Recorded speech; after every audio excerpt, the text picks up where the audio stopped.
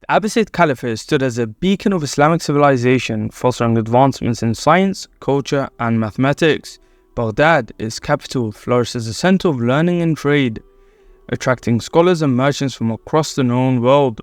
The Abbasids enjoyed ruling over a golden age of prosperity and intellectual achievement, with contributions in fields ranging from astronomy to mathematics, literature, and philosophy. Some inventions we still indeed use today. However, as centuries passed, the Abbasid Caliphate faced internal challenges that threatened its existence. Political infighting, succession disputes, and economic downturns weakened the empire's foundation. Regional governors and military commanders grew increasingly autonomous, further eroding the central authority of the Caliph. The Abbasid Caliphate thus began to slowly unravel under the weight of its own divisions.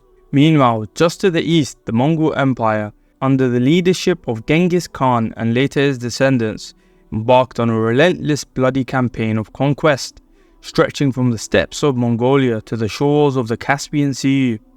The Mongols ruled the largest continuous land empire in history, with their unmatched military prowess and strategic greatness.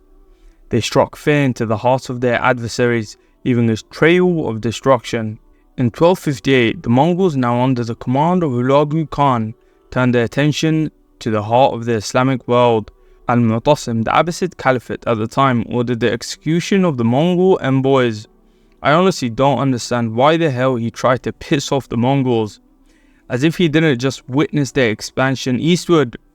Also, it would be a good time to mention that some historians actually believe the Caliph's Grand Vizier gave him some terrible advice. Some believe he completely betrayed the Muslims. Another thing to mention would be the protection of Christians, since Hulagu's wife was indeed a Christian, so she interceded for the Christians living in Baghdad. He decided to spare them, telling them to hide in the church and lock their doors. Baghdad, the city, with its formidable walls and rich cultural heritage, seemed impregnable to outside forces. However, Hulagu offered the Caliph to surrender, but the Caliph declined. He must not have realized the Mongols do not give second chances. The Mongols then, using siege engines and their Mongol tactics, encircled Baghdad and launched a relentless assault. Despite 50,000 Abbasid defenders, the city fell after a grueling 2-week siege, marking a dark chapter in its history. The fall of Baghdad unleashed a wave of destruction. The Mongols, known for their brutality, showed no mercy to the city's inhabitants. Some say millions died, others say this is exaggerated. They say around 90,000 people died. However, this was still a bloody scene regardless. Libraries were ransacked, priceless manuscripts were destroyed, and monuments were reduced to rubble. The famed House of Wisdom, a beacon of scholarship, met a tragic fate at the hand of the invaders. The books from Baghdad's libraries were thrown into the Tigris River in such quantities that the river was said to have run black with the ink of the pages. The last Abbasid Caliph Al-Mu'tasim was captured and executed, bringing an end to the dynasty that had ruled for centuries.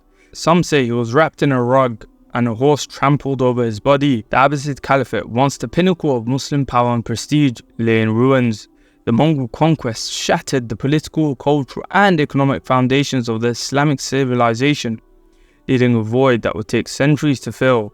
The loss of Baghdad's intellectual capital, though a devastating blow to scientific inquiry and philosophical discourse, and thus the fall of Baghdad in 1258 will forever be remembered for decades to come.